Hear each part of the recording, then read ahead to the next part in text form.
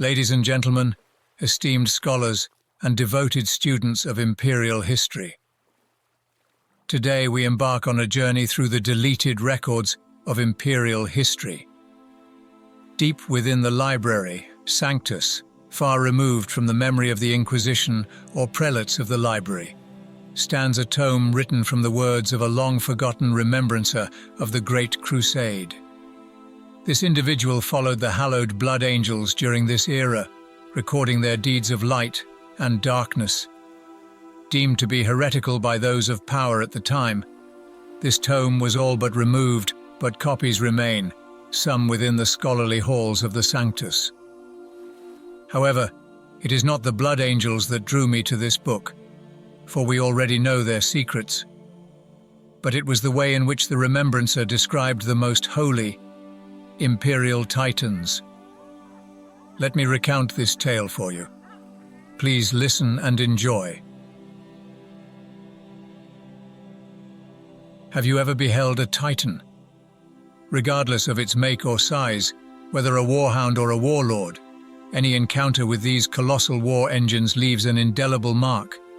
Attempting to convey the experience of witnessing them in the throes of battle is a daunting task. A space marine alone can inspire dread. They were meticulously engineered to elicit fear, and they undeniably succeed in that regard. However, Titans, where does one even begin to elucidate the awe they instill? These behemoths loom over the battlefield, assuming a humanoid form for reasons that defy easy explanation. Indeed, one could have devised war machines of any conceivable shape for their intended purposes, fitted them with wheels, tracks, or even gravity-defying plates.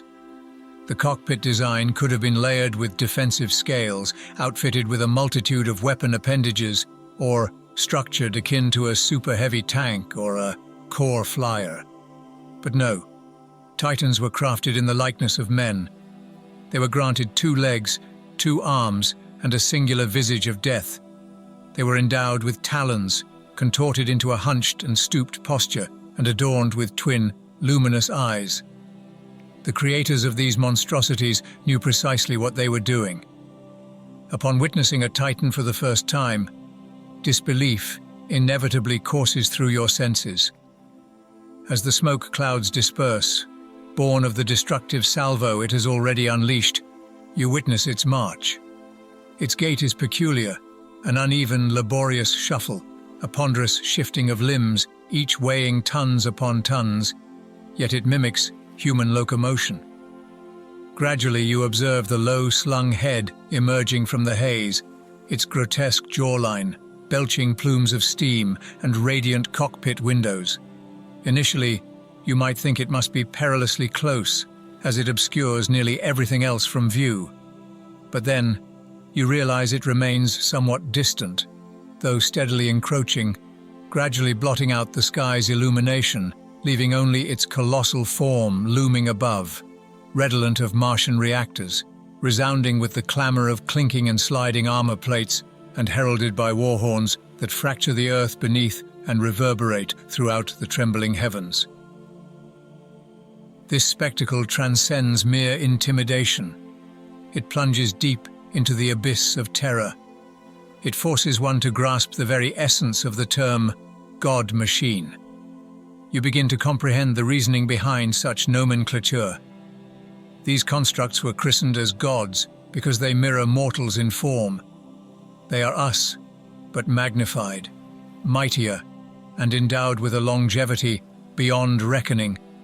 We birthed deities fashioned from metal and fire, breathing life into them, commanding them to walk upon the earth.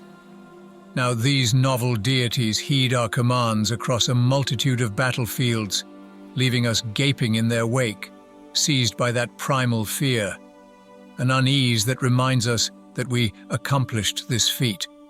We created these monstrosities. What else, under the sway of adequate impetus, might we be capable of conjuring into existence? My gaze remained fixed upon this awe-inspiring entity. It was a warlord, one of the grander specimens, a warlord hailing from the esteemed Legio Mortis, no less. a legion originating on Mars in the prelude to the age of the Imperium. Revered and mistrusted in equal measure, they constituted an ancient brotherhood of colossal executioners, each one imbued with peculiar rituals and echoing with the enigmatic tongues none among us could decipher.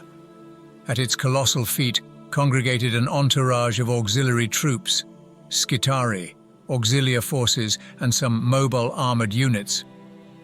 It's understood their indispensability.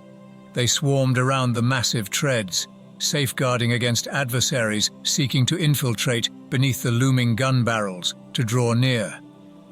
Nonetheless, their presence appeared so fragile, almost futile, akin to insects scuttling beneath the colossal feet of a predator.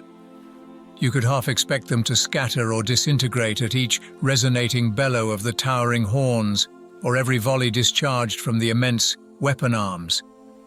Yet they persevered in their march, maintaining a relentless pace alongside the ponderous strides of those armored legs, until the mighty treads once again crushed the earth beneath, marking the next prodigious advance.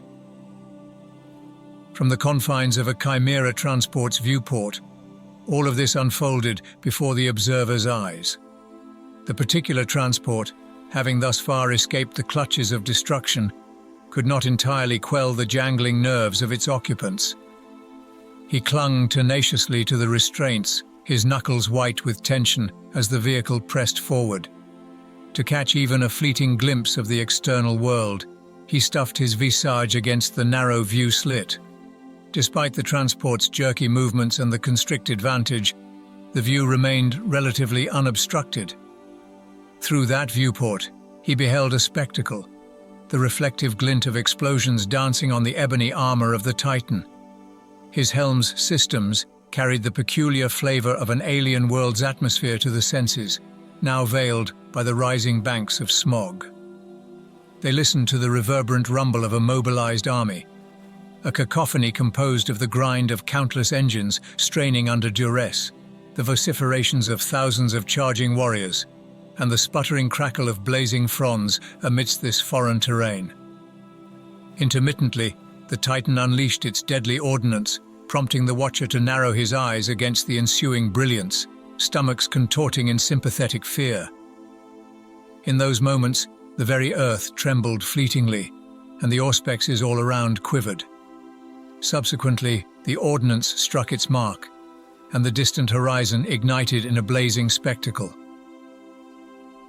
Most chilling of all was the realization that this monstrous behemoth, this harbinger of carnage, was merely one among a multitude, an array of titanic warmongers now marching relentlessly across the smoldering vestiges of grasslands. With each lumbering step, they plowed through the scorched vegetation, their colossal feet trampling the broken stems into a crimson-hued dust. The chorus of their mechanical cacophony reverberated through the air, resonating like the bellowing cries of inebriated giants, untamed and ruthlessly savage. For this monumental confrontation, vast assemblages of forces had been marshaled. Reports suggested that more ships were en route, yet it seemed superfluous, for this war zone had already become densely populated with combatants hailing from diverse legions. They could discern the flamboyant hues of an Emperor's Children land raider as it violently surged through the unnaturally elongated grasses, followed closely by a procession of auxiliary armor. On the opposite side of a furrow etched into the infinite grassland, he glimpsed a formidable formation of lunar wolves, their bone-white armor eerily blending with the peculiar flora of this enigmatic world. Among the legions arrayed, the Blood Angels dominated in number. Their rhinos and Spartans spearheaded a relentless charge through the very heart of the vast chasms gouged into the landscape by the Titan's long-range bombardment. These transport vehicles were not idle spectators. Their weapons blazed to life, illuminating the eerie forests and transforming the pallid stalks into ominous silhouettes. Flamethrowers erupted, spewing forth incandescent spears that ignited the few remaining unscorched patches, whether by the energy beams or incendiaries. Upon this world, fire was the ultimate weapon of choice. They sought to scorch the very earth, inflicting such grievous harm that no life would ever thrive again. On Elesh, the Legion had acted with calculated intent, a meticulously devised plan followed by execution, a scenario they had encountered countless times. Here, however, urgency prevailed. An impulsive surge of loathing drove them forward. They hurled themselves at the alien foe, drawing as near as possible, leaping from their vehicles to unleash blades and fists, even as the lingering flames still danced around them. They peered into the eyes of the Xenos, assuming they could be discerned amid the wreckage, ensuring that their adversaries comprehended the nature of their executioners. It was an intensely personal and vindictive endeavor. Envision these towering behemoths striding across battlefields, their steps shaking the ground, their weapons capable of laying waste to entire armies. The sight of a Titan with its imposing armor and devastating arsenal was enough to strike fear into the hearts of even the most hardened traitors. They were the gods of war, walking among mortals, turning the tide of battles with their incalculable firepower and indomitable will. The Legio Titanicus, the Titan legions, embodied the Emperor's wrath, unleashed upon those who dared to defy his rule. As we recount the tales of these magnificent machines, let us remember the hands that guided them. The Princeps and Moderati, the crews of these Titans, were more than just pilots. They were warriors of skill and courage, their minds melded with their machines. They bore the immense burden of controlling these war engines, knowing that the fate of entire worlds could rest upon their actions. As we close this chapter of our historical journey, let us carry the memory of the Titans and those brave remembrances who braved the fields of battle to witness their might. They stand as a testament to the heights of human achievement and the depths of our fallibility, a reminder that even in our darkest hours, there is hope for redemption and victory.